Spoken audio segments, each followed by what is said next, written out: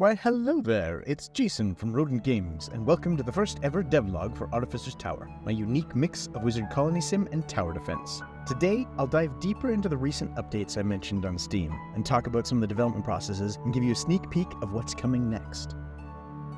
So after binging on YouTube videos and every bug report, I was forced to admit I was wrong. The tutorial needed more direction. My problem was I wanted Artificer's Tower to allow for exploration and figuring things out. It's one of the pieces I love in games, and I'm not a fan of hand-holding. But this is a tutorial, not the main game, and I'm trying to teach how the bits and bobs work, so leaving it to a wall of text wasn't a solid plan.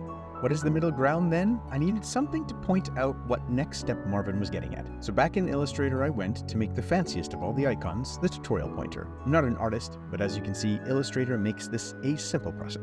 Sadly, the implementation took far longer than I expected. I ran into difficulties on the silliest part, smoothly animating the pointer. I kept fighting with the animation when it was how I triggered it that caused the reset. In the end, I have a working tutorial pointer that helps. It's not perfect, and I'd like to revise it a bit more, but for now, it at least points you in the right direction. Another area causing confusion was what was in and out of the demo. Without the tutorial suggesting to build defenses and point out research, it was possible the research book was confusing with having the same icon for locked due to research and locked due to being unavailable in the demo.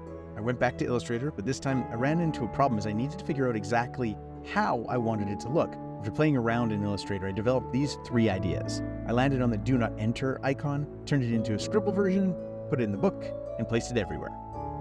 Reviewing the feedback and videos again, I noticed that most people didn't realize you could build defenses or how. In the original, very long tutorial, I did have this explained but felt it dragged out the quick tutorial and decided to chop it.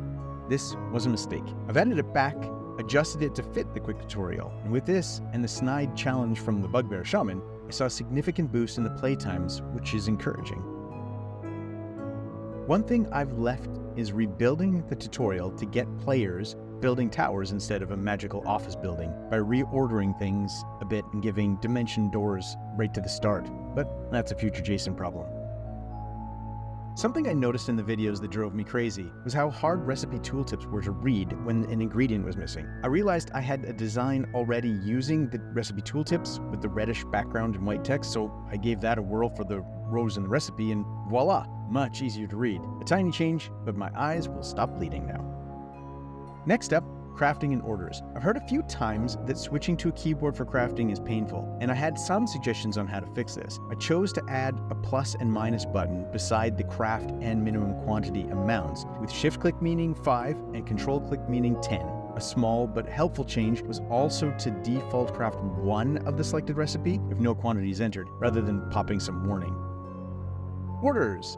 If you noticed, while showing all the fancy adding and removing, there's a new indicator to show how many items are queued up for crafting. In almost every video, I cringed seeing no indication that clicking craft did anything, and so I added this simple solution. This leads me to the last significant change. Inspired from Wanderbots, you can now drag and drop the orders around. I've previously been asked for more priority options, but this simple change gives you more refined control. I kept the priority selection available as it will jump the queue if you want to avoid the order panel. Thanks again to Wanderbots.